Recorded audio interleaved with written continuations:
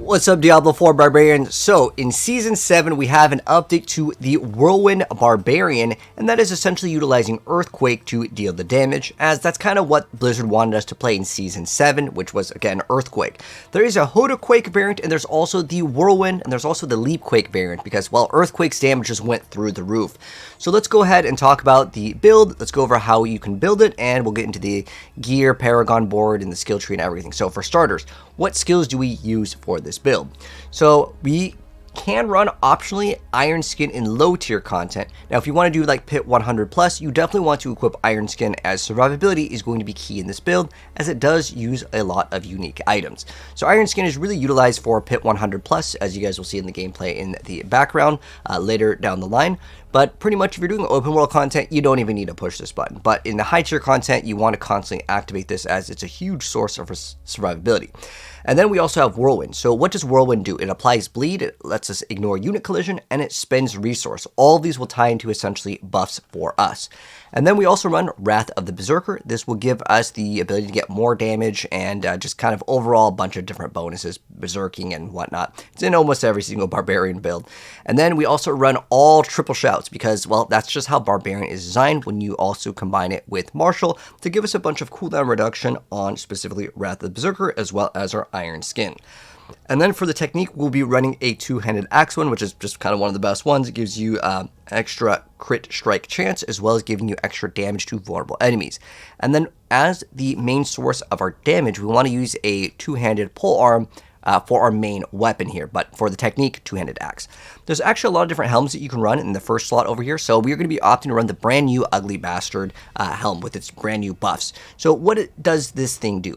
The only thing that's really important as far as the rolls go is getting that you deal up to 80 to 100% increased fire damage, as when we activate Wrath of the Berserker, it's going to convert the damage that we deal.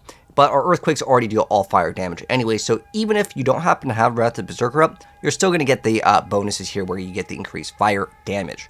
But as far as the rolls go, if you can get the Wrath of Berserker cooldown reduction, it's cool. I don't have it in the gameplay, and we can pretty much keep up Wrath of Berserker for the most part up most of the time. It's just that you have to activate your shouts to give it cooldown reduction. And then we're going to be running Mantle of the Mountain's Fury, which is also utilized in the Hota variant. So if you guys have built my Hota Leapquake Barbarian, basically almost all the gear is the same. It's just a couple swaps here and there, which obviously we'll go over. But you still run this because it has that chance for Earthquakes to deal double damage, which is great. That's the only thing that really matters on here. The rest of the stats really don't matter that much. And then we run Fist of Fate. We want to get critical strike chance to be like ideally the GA here. Attack speed, well, Whirlwind does benefit from attack speed. We really don't get a huge benefit from it because all of the damage comes from the Earthquakes. Whirlwind just activates a bleed and applies a bunch of other bonuses, but pretty much this is why we run Fist of Fate.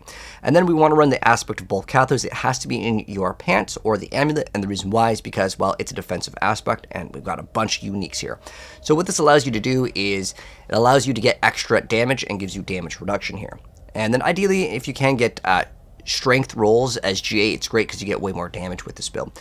And then to max out our resistances, we're going to be running the Racnoth's Wake. These are a pair of boots that will give us a bunch of resistances plus cooldown reduction, and it gives us non-physical damage. Our build benefits heavily off of getting fire damage, which is something that you don't normally roll in Barbarian, so non-physical damage works, but it's also giving you cooldown reduction, and it has this when you activate a skill, you get to get some damage, but it's basically just because boots don't normally roll with cooldown reduction, which makes this quite nice, so you can activate your shouts a little bit more frequently, but if you want to run a regular pair of boots, that's totally fine.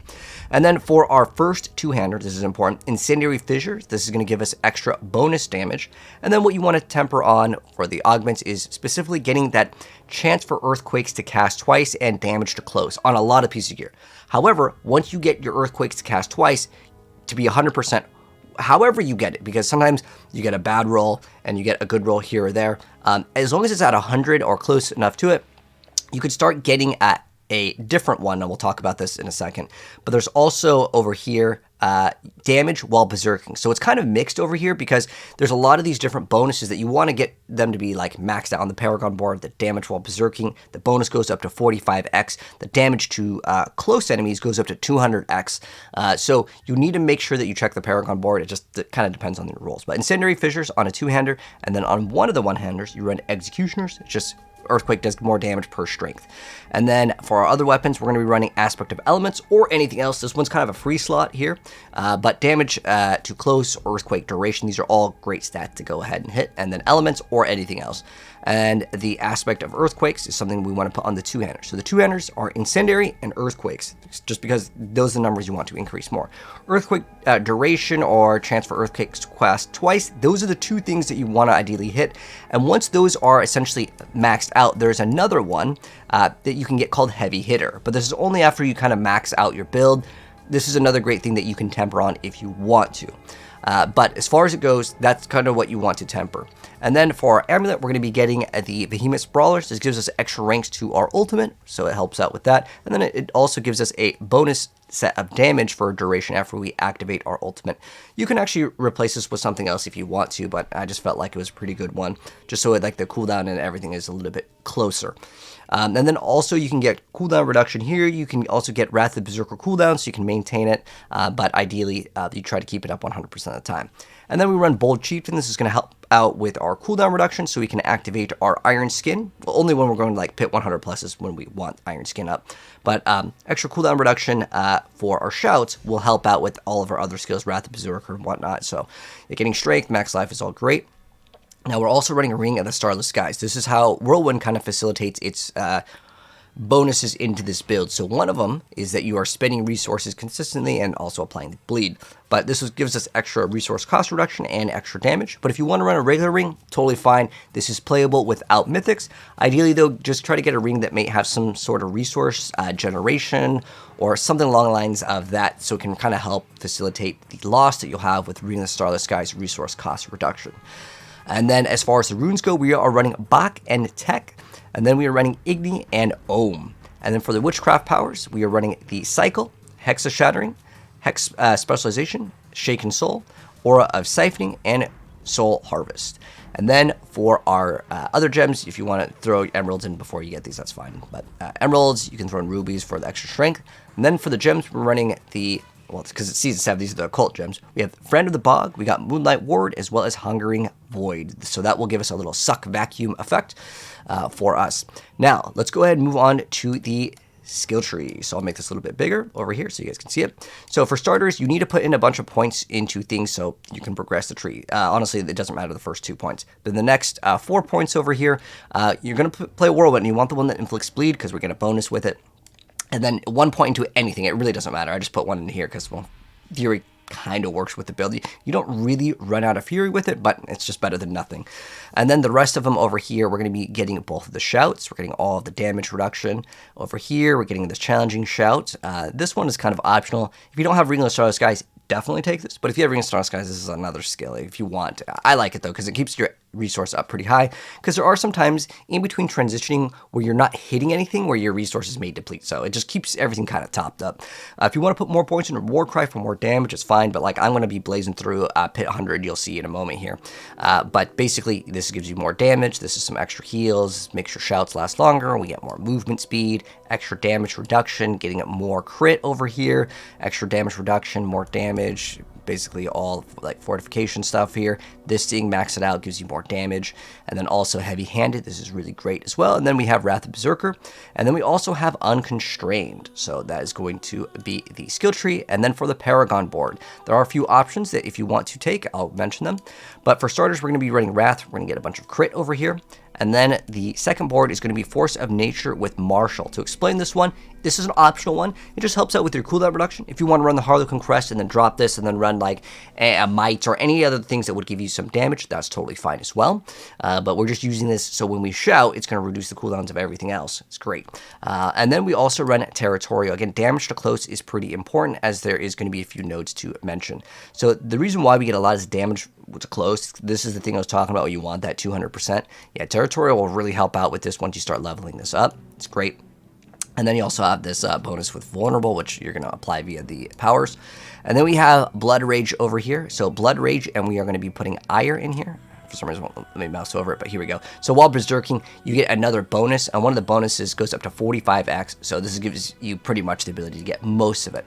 And then after Blood, Rage, and Iron, we go to Weapon Masters with Rumble. This is the most important one to max out because this area over here gives us the most amount of strength, and we want to max out this one because it gives damage with earthquakes. And then there's another bonus over there where you get to deal more damage to bosses and crowd control enemies for each active earthquake, and we're going to have tons of these earthquakes being summoned. And what's kind of cool with this one is that as you kind of progress in the map versus, let's say, the Hota variant will then pop all of them, then it resets this counter. With the Whirlwind one, most of the times, because you don't pop them, they just kind of last there, so they will kind of ramp up in damage.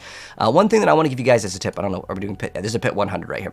But one little tip I want to give you guys is don't feel like you have to sit there too long in the area. My glyphs are like 60-ish here, 60, and then I'm still working on getting everything masterworked up. But you could comfortably use this to level up your glyphs to 100. Like, it's very comfortable. Some other builds, you got to get carried for a little bit, then eventually you can start getting the hang of things. But this build becomes really powerful, and you'll be able to carry yourself. But you don't need to stand in the same area for too long unless you're doing like pit 100 plus. Earlier on, like doing 65s, which is kind of where you want to go to try to level up your glyphs earlier on a little faster.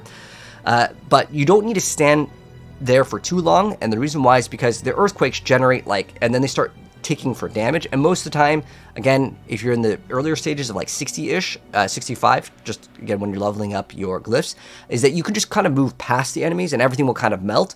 But if you are doing nightmare dungeons, you want the Obducite. So basically, you do need to kind of go back to pick those up because the monster is going to die and the Obducite is going to be super far away. So therefore, you'd want to then go back to pick those up. Just something I felt like was kind of important to mention. Otherwise, you could clear stuff very fast, but you won't get the rewards. Obviously, if you're doing the pit, you can just kind of blast through it, and then the thing's dying, you'll still get progress on your bar. But it's a really comfortable build. I'll go ahead and let the final moments play out for the boss over here. You can see it's very comfortable for pit 100 bosses as well, which some builds, they really lack on specifically the boss, but I felt like it was relatively comfortable. Again, if you're looking for the crazy damage, I do have the Leap Quake build uploaded. That is the one that, in my personal opinion, is way more fun, which is subjective. Some people like Whirlwind, that's cool. I had fun with this one as well, but I like the Leap Quake one. It does way more damage, but you don't have that smooth process of holding down a button and just kind of like being a lawnmower and just deleting content. You kind of got to wait, essentially, with this one. But they're both great builds, and I figured I'd go ahead and make this one. But we have more Barbarian builds coming out very soon, so if you are new here and you want to be up to date on that version of the build with the Barbarian, I will be updating you guys very soon. But if you're new, subscribe, turn that bell, and you'll see that one. And if there's any other suggestions for improvements, let me know down below. And also, if there's any ways to improve the build, let me know, and I'll be updating the planner consistently. But thanks for watching, and I'll catch you guys in the next video. And in the pin, as well as in the link in the bio, that's where you guys can get the build planner.